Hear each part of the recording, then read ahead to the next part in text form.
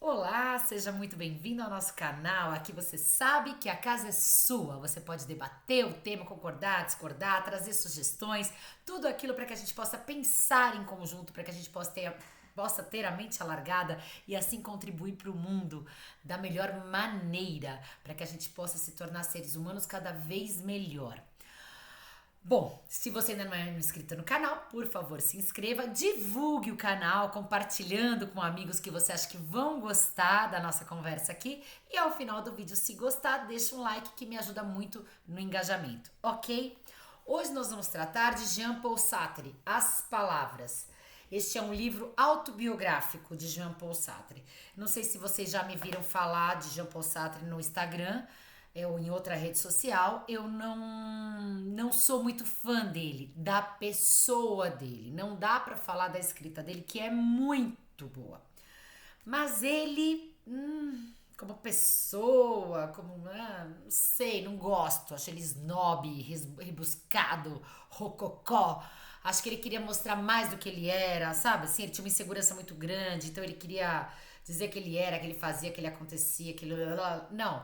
E sempre precisava da ajuda dos outros. Depois que eu soube que ele brigou com o Albert Camus, então aí que eu deixei de gostar dele mesmo.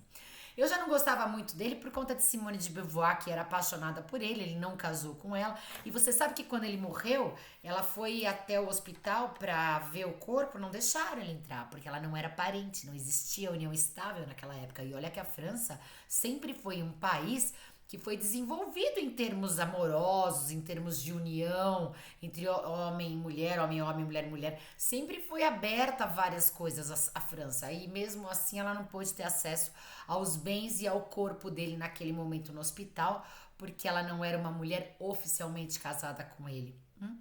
Tá? Tá bom pra você? Coitada.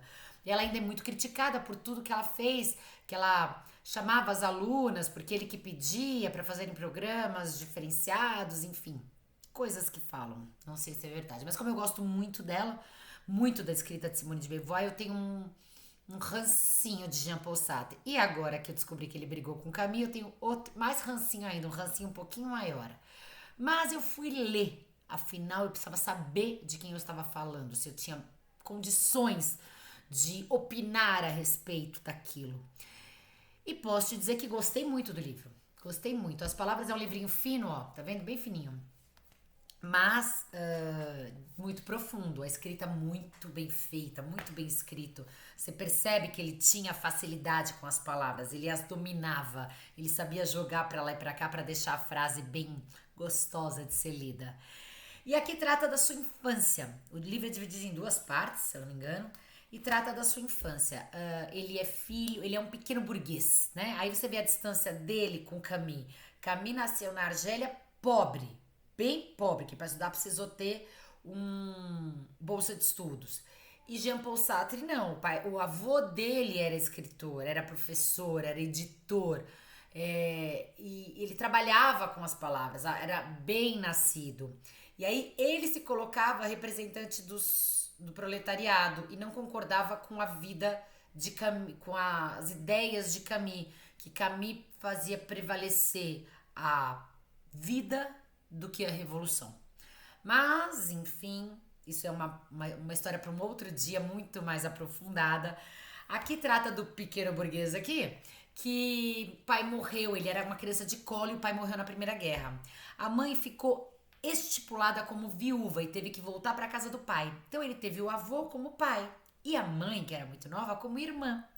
E ele era uma criança adorada e o avô permitiu que ele frequentasse a biblioteca dele, a biblioteca que o avô tinha em casa.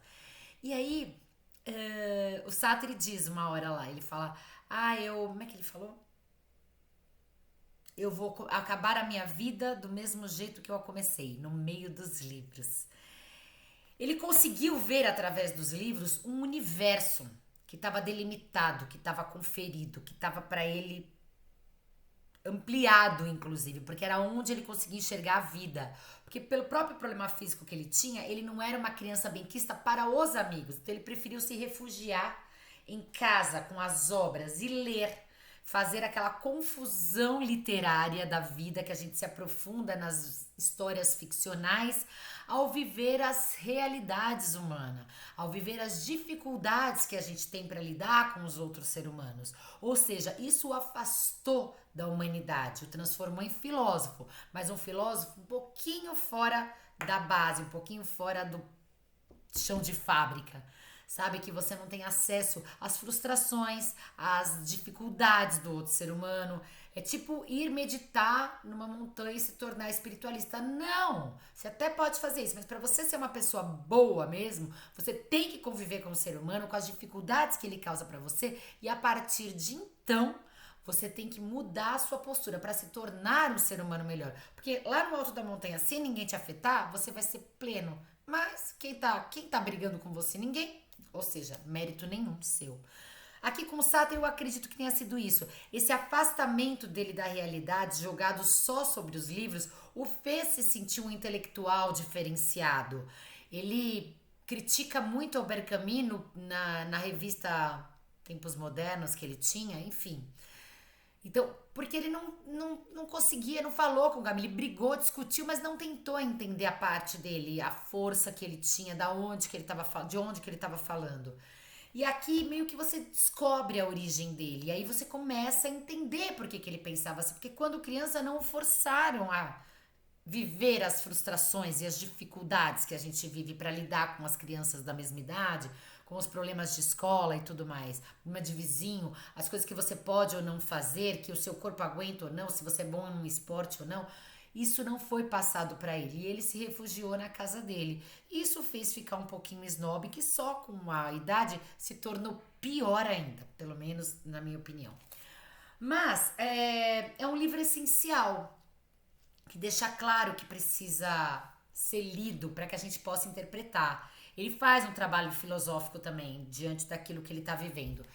Eu, como vocês podem ver, eu sempre separo bastante coisa aqui, porque eu gosto muito da escrita dele, da Simone de Beauvoir, tal. Acho que eles escrevem bem, você não pode perder nenhuma frase. Ele diz que com o avô, ele descobriu a exploração do trabalho humano. O avô declarava sombriamente: meu editor me assalta como numa floresta. Eu descobria estupefato, então, a exploração do homem pelo homem. Os patrões davam de acordo com as suas capacidades aos operários de acordo com os seus méritos, cujo devotamento não obtinha. Meu respeito cresceu por aquele santo homem cujo devotamento não obtinha recompensa. Fui preparado desde cedo a tratar o magistério como um sacerdócio e a literatura como uma paixão. Porque o avô, num primeiro momento, o desestimulou de ser escritor. Falou, quer trabalhar com letras, mas vai ser professor então. E foi daí, desta parte, que ele viu a revolta do avô em relação ao editor, que ele se sentiu assaltado, que ele deveria, que o avô precisava, que ele surgiu como guerra dos proletários, porque ele viu o avô sofrendo. Como eu disse, ele viu o avô sofrendo, mas não sei até que ponto ele sofreu, eu não sei até que ponto ele passou por isso, é só uma ideia do sofrimento alheio, sabe? Outra parte que eu acho boa aqui eu só tinha ouvidos para sua voz, que era a mãe dele, a Anne-Marie. Sua voz perturbada pela servidão. Eu me comprazia com as suas frases inacabadas, com suas palavras sempre atrasadas, com sua brusca segurança, vivamente desfeita e que descambava em derrota. Ele via a fragilidade da mãe dele, que teve que voltar a ser uma mulher viúva que mora numa casa de um avô autoritário devido à própria vida que ele tinha. Ele tem outra parte aqui que eu acho bonita. Bom, o livro é cheio de partes bonitas que a gente tem que ler, tá? Que não pode deixar. Olha o que ele fala da mãe. Pobre Anne-Marie, passiva, teria sido acusada de constituir um fardo. Ativa, era suspeita de querer comandar a casa, ou seja, ela não tinha função dentro daquela casa. Sartre, mergulhou num mundo confuso, mas ambos éramos vítimas de um mal entendido. E aí ele voltava para ele no regaço da mãe, porque ele era pequeno. Tem várias outras partes que eu que só ler um pouquinho aqui para não cansar vocês, que te estimulam a ler, que fazem com que você queira ler e ele possa dizer para você de onde ele veio, como ele nasceu e como ele conseguiu conviver. A história começa com as histórias dos avós dele, pra até chegar nele, rapidinho, não é muito longa não.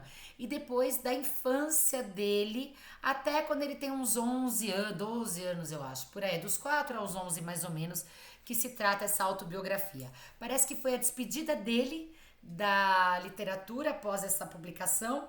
Ele ganhou o prêmio Nobel, mas não foi receber porque ele era contrário às diretrizes, ou enfim, à política que ele assumia num primeiro momento como existencialista, que ele falava que a existência precede a essência, ou seja, você vai ser aquilo que você reiteradamente começa a praticar, e que a liberdade é um fardo para o homem, porque você tem que assumir as responsabilidades sobre ela, e isso ele tem razão mesmo.